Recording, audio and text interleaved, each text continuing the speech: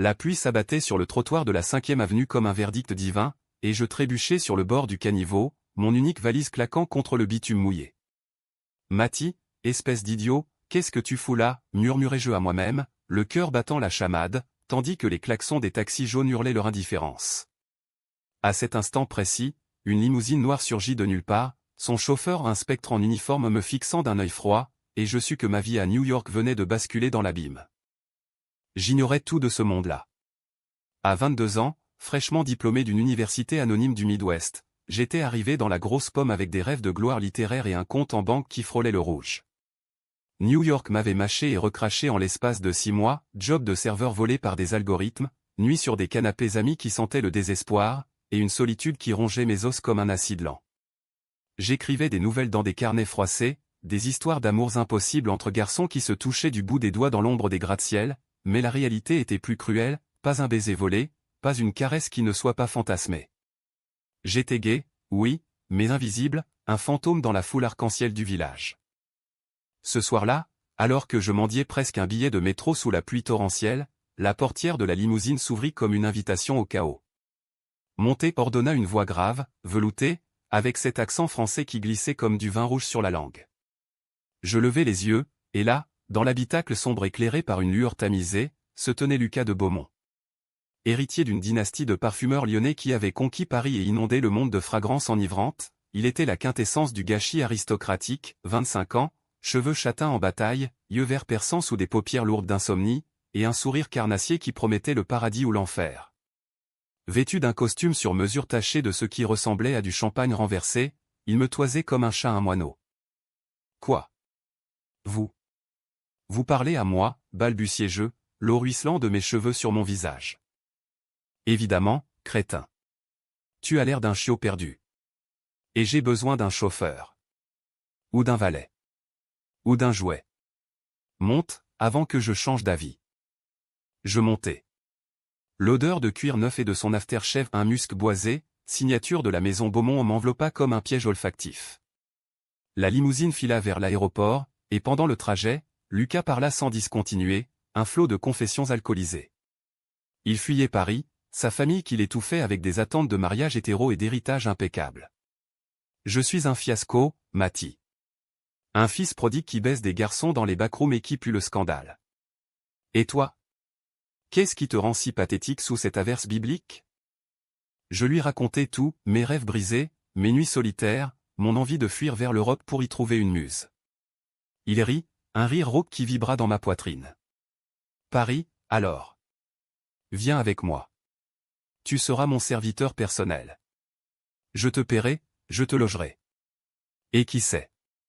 Peut-être que je te baiserai, si tu es sage. C'était absurde, dangereux, mais l'alternative était la rue. À l'aéroport, il m'acheta un billet first class. Ne discute pas, c'est mon caprice et nous embarquâmes pour Paris. Dans l'avion, ivre de jet lag et de son proximity, je sentis sa main effleurer ma cuisse sous la couverture. Bienvenue dans ma vie, Matty, murmura-t-il, ses lèvres frôlant mon oreille. Tu vas regretter d'avoir dit oui. À notre arrivée à Charles de Gaulle, l'air parisien me frappa comme une gifle parfumée, croissant chaud, scène lointaine, et cette élégance nonchalante des Parisiens qui marchaient comme s'ils possédaient le monde. Lucas m'entraîna dans une berline qui nous déposa au cœur du Marais, quartier gai par excellence, où les façades haussmanniennes cachaient des secrets sulfureux. Son appartement non, son hôtel particulier où était un palais miniature, plafond à moulure, cheminée en marbre, et une chambre pour moi adjacente à la sienne. Ton devoir, me servir. Me réveiller avec du café, m'habiller, m'écouter geindre. Et si je te veux, tu seras là. Les premiers jours furent un tourbillon. Lucas était un ouragan, matin paresseux où il m'appelait d'une voix ensommeillée pour que je lui masse les épaules, après-midi dans les cafés de Saint-Germain où il disséquait son existence avec une théâtralité baudelairienne. Ma mère veut que j'épouse une comtesse fade, Matty. Mais moi, je rêve de bite et de liberté. Ses confessions me désarmaient, j'étais son confident, son ombre, et peu à peu, son désir se matérialisait. Une nuit, après une fête arrosée au Faust, il me plaqua contre le mur de l'entrée, ses lèvres voraces sur les miennes. Tu es à moi, grogna-t-il, et je fondis, mes mains explorant son corps sculpté par des heures de yacht et de caprice. Mais sous cette romance naissante, des fissures apparurent. Lucas était jaloux, Possessif, il fouillait mon téléphone, m'interdisait les sorties sans lui. Tu es mon serviteur, pas un touriste. Et moi, ébloui par Paris et ses ponts embrumés, ses librairies odorantes, je commençais à rêver d'indépendance. J'écrivais en secret une nouvelle sur nous, un valet américain et son maître français, un amour toxique teinté de scènes et de regrets. Un soir, lors d'un dîner familial au Ritz, tout bascula. Sa sœur, Élise, une beauté glaciale aux cheveux platine, me toisa. « Lucas, ce garçon est-il ton nouveau caprice ? Père ne tolérera pas un scandale. » Lucas rit, mais ses yeux trahissaient la peur. Plus tard, dans la chambre, il pleura sur mon épaule. « Je t'aime, Mathie. Mais ils me briseront si je choisis la vérité. » Nos corps s'entrelacèrent cette nuit-là avec une urgence désespérée, ces gémissements étouffés dans l'oreiller de soi. Pour la première fois, je sentis l'amour au-delà du désir, une vulnérabilité partagée, un fil ténu reliant nos âmes blessées. Pourtant, le lendemain, il m'ignora, me renvoyant à mes tâches comme un domestique anonyme. La jalousie s'insinua en moi, un serpent froid. Était-ce réel, ou juste un jeu pour un héritier gâté? Les jours suivants s'étirèrent comme une toile d'araignée, collante et invisible, tissée de silence et de regards volés. Paris, cette sirène aux courbes floues, m'engloutissait, je marchais seul le long de la Seine au petit matin, quand les péniches endormies glissaient comme des rêves oubliés, et je notais dans mon carnet les fragrances de la ville, le jasmin des trottoirs mouillés, tabac des bistrots, et l'odeur musquée de Lucas qui imprégnait encore ma peau. Tu es mon secret, Mathilde m'avait-il susurré la veille, ses doigts traçant des arabesques sur mon dos nu. Mais les secrets, à Paris, finissent toujours par éclater comme du champagne éventé. Lucas était un paradoxe ambulant, le jour, l'héritier impeccable en réunion chez Chanel, négociant des contrats avec un sourire de requin, la nuit, un amant fiévreux qui me dévorait dans l'ombre de son lit à baldaquin. Nos étreintes étaient des poèmes charnels, inspirés des vers de Rimbaud que je lui lisais à voix haute. J'ai embrassé l'aube d'été tandis qu'il mordillait mon cou, ses hanches ondulant avec une grâce animale. Lis-moi plus, mon poète américain, gémissait-il, et je m'exécutais, ma voix tremblante de désir, jusqu'à ce que nos corps fusionnent en un chaos de sueur et de murmures. J'étais son serviteur, oui, mais aussi son muse. Il composait des parfums secrets dans son atelier, des essences où se mêlaient vanille et sel de larmes, pour capturer ton odeur, Mathie, cette innocence brute de New York. Mais la famille Beaumont veillait, un vautour aux plumes dorées. Son père, Henri, un colosse aux moustaches cirées, m'avait convoqué un après-midi dans son bureau de l'avenue Montaigne. Mon fils est fragile, jeune homme. Si tu es plus qu'un valet, pars avant de le détruire. Ces mots étaient un scalpel, précis et froid. Je quittai la pièce les poings serrés, le cœur cognant comme un tambour de guerre. Ce soir-là, je confrontai Lucas lors d'un dîner aux chandelles sur la terrasse, surplombant les toits de zinc scintillant sous la lune. Ton père me voit comme une menace. Et toi? Qu'est-ce que je suis vraiment? Il posa sa fourchette, ses yeux verts assombris par le vin. Tu es tout, Mathie. Mon salut dans cette cage dorée. Mais ils veulent me marier à Sophie, une héritière belge fade comme un croissant rassis. Si je refuse, l'empire s'effondre. Sa voix se brisa, et il tendit la main vers la mienne, nos doigts s'entremêlant comme des vignes sauvages. Nous fîmes l'amour là, sur la table encombrée de cristal, sous les étoiles indifférentes de Paris, ses cris étouffés par ma paume. C'était de l'amour pur, ou du moins le croyais-je, une reddition mutuelle, où nos vulnérabilités se nouaient en un nœud gordien. Pourtant, les ombres s'allongeaient. J'avais rencontré Antoine, un artiste du Marais, aux boucles rousses et aux rires contagieux, lors d'une exposition dans une galerie étroite de la rue de Birague. Tu as l'air d'un exilé, américain, m'avait-il dit, offrant un verre de vin rouge qui tachait les lèvres comme du sang. Nous parlâmes des heures, de Basquiat et de ses graffitis new-yorkais, de l'exil intérieur des amants maudits. Antoine était libre, sans chaîne familiale, et son regard sur moi franc, affamé réveilla une partie de moi que Lucas étouffait. Viens à mon atelier demain. Je peindrai ton portrait, nu et sans phare. Je n'y allais pas, rongé par la loyauté. Mais Lucas, flairant le danger, devint paranoïaque. Il installa des caméras dans l'appartement pour ta sécurité, mon amour, et me collait comme une ombre jalouse lors de nos promenades au jardin des Tuileries, où les statues de marbre semblaient nous juger de leurs yeux aveugles. Une nuit, après une dispute où il m'accusa d'infidélité imaginaire, il me gifla un geste impulsif, suivi de larmes. Pardon, Mathie, je suis un monstre. Mais je ne supporte pas l'idée de te perdre. Je le serrai contre moi, pardonnant trop vite, car l'amour, ce traître, nous rend aveugles. Le conflit couvait, un volcan sous la croûte parisienne. Élise, la sœur de Lucas, m'approcha un jour dans un salon de thé de la place des Vosges. Il est toxique, ce garçon.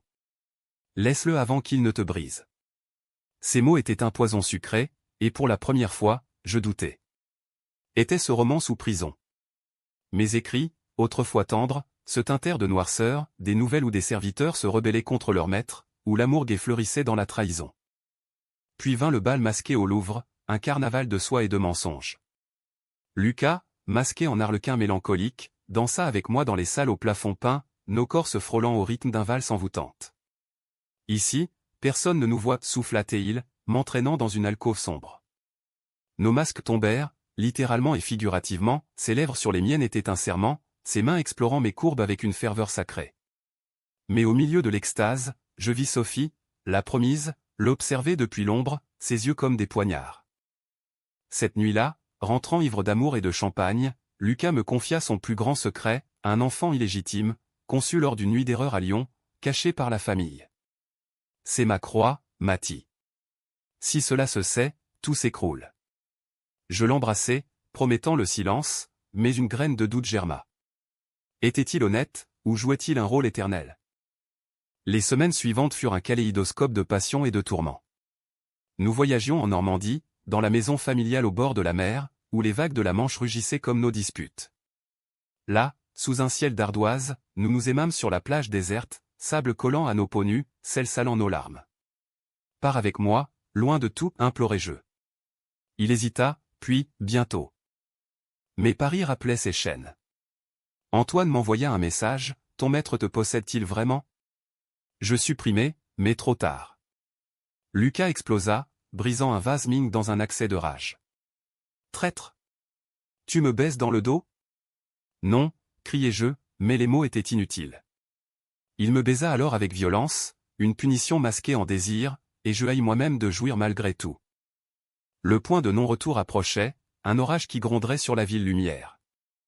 L'orage éclata un vendredi de juin, quand Paris s'habillait de lumière pour la fête de la musique, ses rues vibrant de saxophones érotiques et de guitares hurlantes. J'avais supplié Lucas de sortir, de danser anonyme dans la foule du Marais, mais il refusa, cloîtré dans son atelier, mélangeant des huiles essentielles avec une frénésie maniaque. Pas ce soir, Mathie. J'ai une réunion avec Père. Reste ici, ou je te vire. Ces mots étaient des lames, et je sortis seul, le cœur lourd comme un sac de regrets new-yorkais. Les rues palpitaient, corps enlacés sous les néons roses, rires qui éclataient comme des bulles de savon, et cette liberté queer que Lucas m'avait promise mais jamais accordée. Je bus trop, dansai avec des inconnus au torse tatoué, et finis par l'atelier d'Antoine, perché sur un toit avec vue sur Notre-Dame illuminée. Viens peindre, avait-il insisté par texto, et je cédai, faible comme un roseau.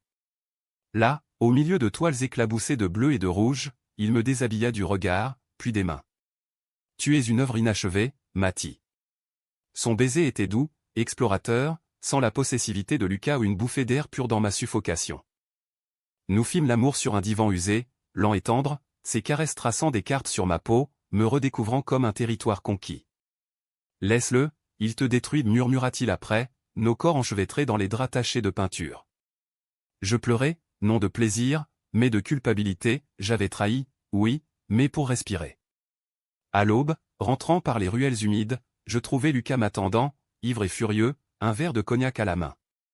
Où étais-tu, salaud? La vérité jaillit comme un geyser, Antoine, l'atelier, le lit. Lucas hurla, un cri primal qui fit trembler les vitraux anciens. Traître! Espèce de putain américain! Il me frappa, cette fois avec un poing fermé, et le sang coula de ma lèvre, chaud et métallique. Je ripostai, un uppercut maladroit qui l'envoya valser contre le mur. Je t'aime, mais tu m'étouffes. Tu n'es pas un amant, tu es un geôlier. Le silence qui suivit fut assourdissant, rompu seulement par nos sanglots. Il s'effondra à genoux, enfouissant son visage dans mon ventre. Pardon, mon amour. Je suis brisé, Mathie. Cette famille. Cette vie.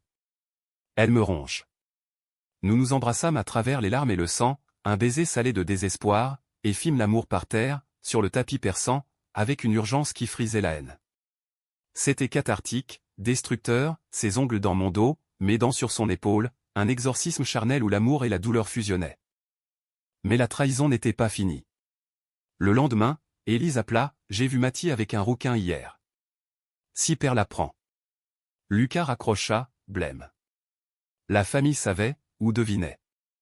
Henri convoqua une crise, dans le bureau lambrissé de l'avenue Montaigne, face à un tribunal de regards accusateurs où Élise, Sophie la promise, et les oncles aux cigares éteints.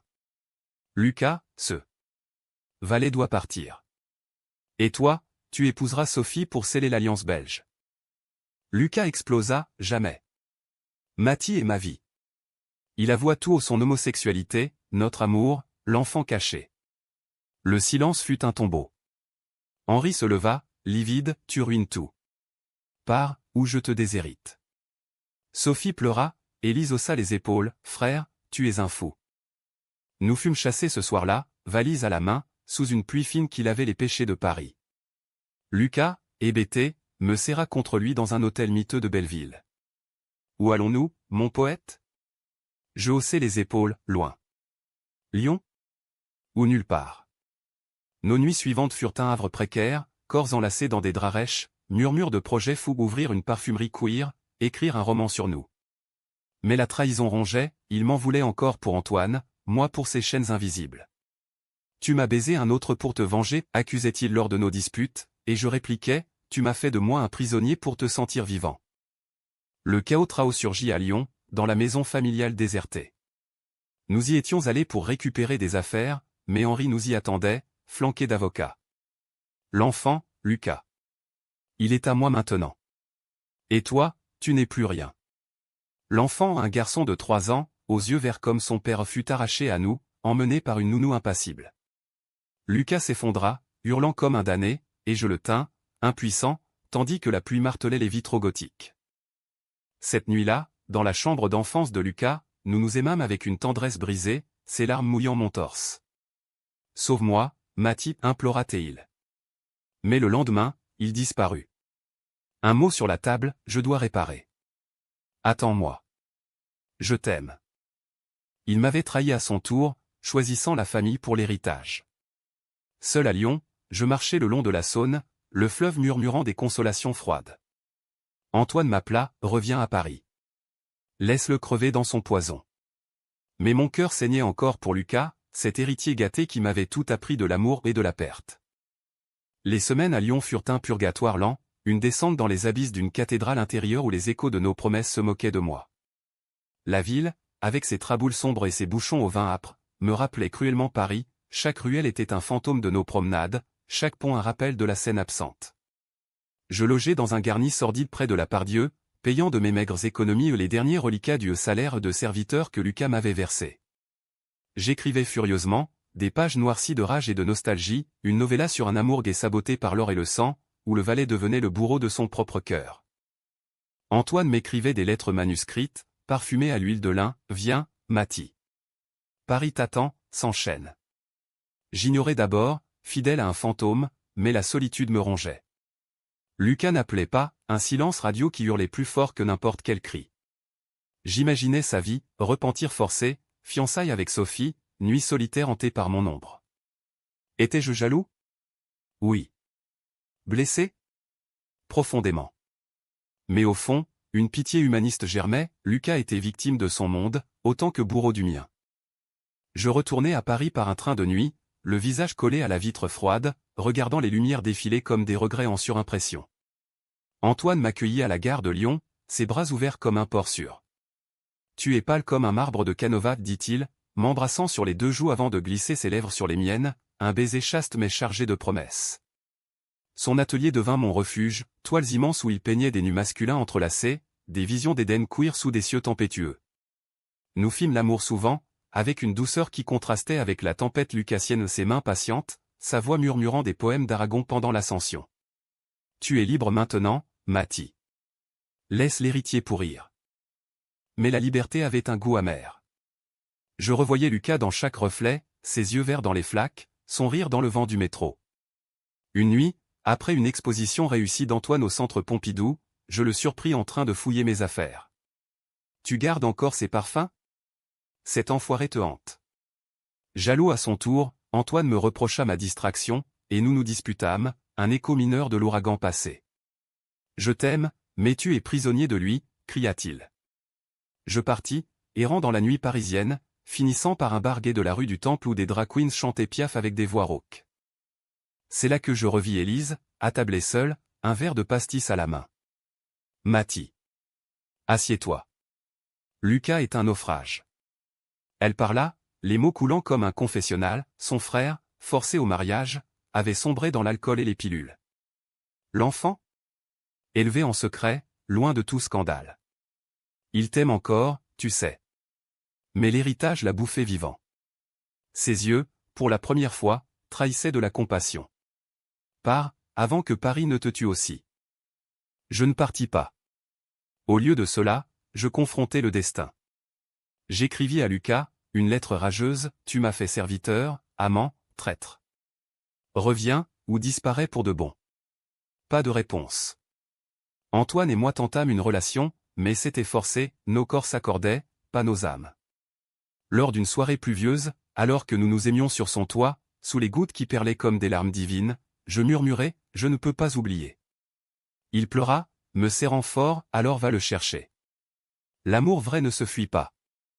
Le climax revint sous forme de lettre, Élise m'invitait à la noce de Lucas et Sophie, au château de Chenonceau. Pour clore le chapitre. Où l'ouvrir? Folie ou destin? J'y allais, en train, le cœur un point serré. Le château, avec ses arches de pierre et ses jardins Renaissance, était un décor de conte cruel, invité en smoking, orchestre valsant, et Lucas, pâle comme un spectre, au bras de Sophie en robe ivoire. Nos regards se croisèrent au milieu de la foule, les siens hurlaient un SOS muet. Lors de la réception, il m'entraîna dans les jardins sombres, sous les ifs centenaires. Mathie. Dieu, que tu m'as manqué. Ses lèvres écrasèrent les miennes, un baiser vorace, désespéré, ses mains fouillant mon costume comme pour me dévorer. Nous roulâmes dans l'herbe humide, un coït furtif et fiévreux, ses gémissements étouffés par la nuit. Je ne peux pas épouser cette femme. C'est toi, toujours toi. Mais le devoir appelait, il se rhabilla, tremblant. Attends-moi après la cérémonie. On s'enfuit. La trahison finale frappa comme la foudre. Au banquet, Henri annonça, Lucas a accepté l'héritage. L'enfant est sécurisé.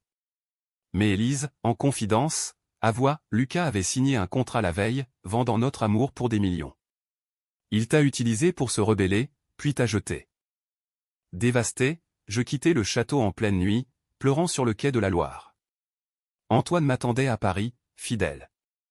C'est fini? Oui, murmurai-je. Mais au fond, non, l'amour lucassien était une cicatrice éternelle. Les mois suivants furent une résurrection lente, un phénix naissant des cendres de la trahison. Paris, cette putain magnanime, m'offrit une seconde chance, Antoine et moi nous installâmes dans un loft du canal Saint-Martin, où les péniches glissaient comme des promesses renouvelées. Il peignait, je écrivais ma novella, Le parfum du serviteur, fut publié par une petite maison d'édition queer du quartier latin, un succès discret qui fit couler l'encre des critiques, un roman poignant sur l'amour gay piégé par les classes, inspiré de la vraie vie parisienne. Les avances payèrent nos dettes, et pour la première fois, j'étais maître de mon destin. Antoine devint mon encre, nos matins paresseux avec du café et des croissants, nos nuits où il traçait mon corps sur toile, nos étreintes lentes comme un vin millésimé. Tu es mon horizon, Mathie, disait-il, ses doigts enlacés aux miens lors de promenades au Père-Lachaise, où nous déposions des roses sur la tombe d'Oscar Wilde. L'amour, enfin, s'enchaîne, vulnérable, humain, teinté de rire et de silence complice. Pourtant, Lucas hantait les marges, un parfum fugace dans le métro, un regard vert dans la foule. J'écrivais des chapitres secrets sur lui, catharsis littéraire. Puis, un automne pluvieux, Élise apparut à notre porte, trempée comme une âme en peine. Lucas est en miettes. Le mariage a capoté, Sophie l'a quitté après avoir appris pour l'enfant et... Pour toi. Père l'a déshérité. Il vit dans un taudis de Belleville, compose des parfums pour des boutiques anonymes. Ses yeux imploraient, va le voir. Pas pour l'amour, mais pour l'humanité. Je résistais, mais Antoine insista, laisse-moi t'accompagner. Clôturons cela ensemble. Nous trouvâmes Lucas dans un atelier exigu, puant le musc et la misère, barbu, émacié, les yeux creux comme des puits. Mathie. Sa voix se brisa, il tomba à genoux, sanglotant. J'ai tout perdu pour rien. Toi, l'héritage, ma dignité. Pardonne-moi, ou tue-moi. La confrontation fut un ouragan émotionnel. Je hurlai mes peines, la gifle, la trahison, l'enfant volé tandis qu'Antoine observait, stoïque. Lucas avoua tout, j'étais un lâche, gâté par l'argent. Mais ton amour m'a réveillé. Trop tard. Nous parlâmes des heures, un exorcisme verbal, jusqu'à l'aube. Pas de réconciliation charnelle, juste une poignée de main, fraternelle, où nos paumes se pressèrent avec une tendresse neuve. Il nous offrit un flacon, eau de regret vanille, celle des larmes, et une note verte d'espoir. Nous partîmes, laissant Lucas à sa rédemption solitaire. De retour au loft, Antoine et moi fîmes l'amour avec une gratitude infinie, nos corps célébrant la survie. Tu es mon héros, Mathieu, murmura-t-il, et je sus que c'était vrai. Des mois plus tard, ma novella devint un best-seller modeste, adapté en pièces au théâtre de la ville. Lucas vint à la première, incognito au fond de la salle, applaudissant avec des larmes aux yeux. Après, nous dînâmes à trois un repas awkward mais cathartique, où les rires effleurèrent les blessures. Je suis fier de toi, dit-il, et je hochai la tête, et toi, vie libre. Paris, enfin, fut nôtre, une ville d'amour multiple, où le passé nourrit le présent sans l'étouffer. J'épousai Antoine lors d'une cérémonie civile discrète aux mairies du 4e, entouré d'amis queer et de toiles fraîches. Lucas, réconcilié partiellement avec sa famille, lança une ligne de parfums inclusifs, essence libre, dédiée aux amours invisibles. L'enfant? Visité en secret, un pont fragile vers l'avenir. Dans les nuits calmes, je repensais à New York, cette averse qui m'avait jeté dans les bras d'un destin français.